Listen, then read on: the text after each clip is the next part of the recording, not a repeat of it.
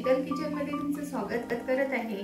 तर आपण सांबार बनवण्यासाठी कोणकोणता मसाला लागतो आणि त्याचं प्रमाणही किती लागतं ते पाहूया आणि चांगल्या प्रकारे सांबार मसाला तयार करूया।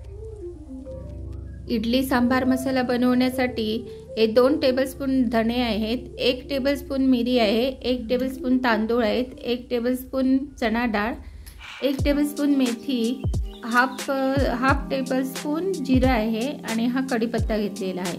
इकडे 1 टेबलस्पून उडीद डाळ आहे, 1 टेबलस्पून खसखस आहे, 2 वेलची आहे, 1 मसाला वेलची, ही दालचिनी व हे सुकं खोबरं घेतलेलं आहे।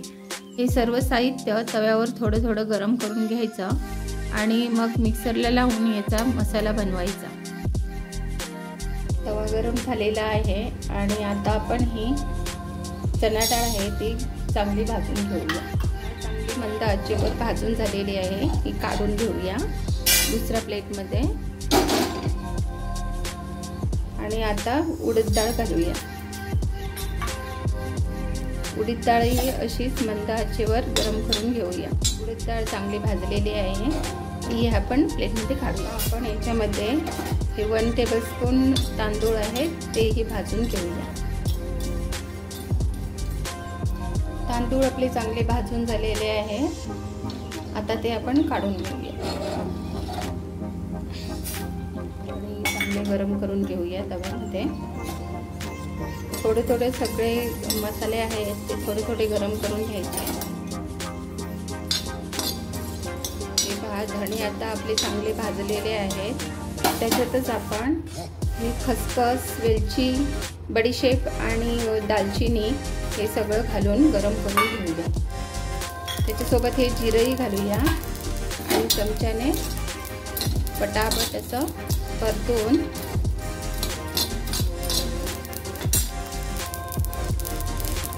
चांगलं खसखस, धणे, बडीशेप, वेलची, दालचिनी सगळं काही चांगलं गरम झालेलं आहे, ते आपण आता दुसऱ्या ताटात काढून घेतलं। त्याचबरोबर आपण हे आता मिरी घालूया आणि मिरी गरम करून घेऊया अशी। कढीपत्ता आणि मिरी आता गरम झाले आहे, ते आपण आता इथे काढून घेऊ। आता आपण याच्यामध्ये मेथी घालून चांगली भाजून घेऊया।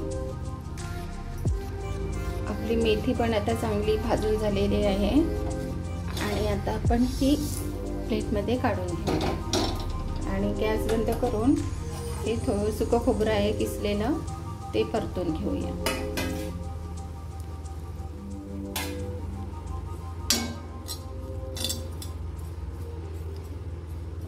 आपलं सुकं खोबरंही चांगलं तांबूस कलरचं झालेलं आहे आणि आता आपण ते प्लेटमध्ये काढून घेऊया।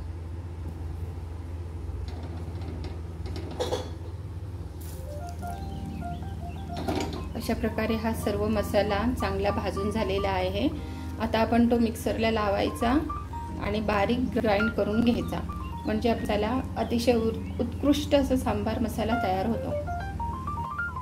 सर्वात महत्त्वाचं इन्ग्रेडियंट्स म्हणजे ह्या बेडगी मिरच्या, ह्या 6 बेडगी मिरच्या घेतल्या आहेत, त्या थोड्याशा गरम करून आपण मिक्सरमध्ये घालूया।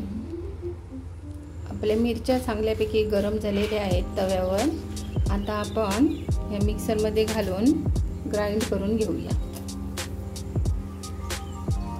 याच्यामध्ये थोडासा मी आमच्या घरचा लाल मसाला घालणार आहे, कारण त्याच्यामध्ये गुंटूर मिरची असते आणि या फक्त बेडगी मिरच्या आहेत, त्याला गुंटूर मिरचीने थोडी टेस्ट येते, म्हणून तो थोडासा मसाला घालणार।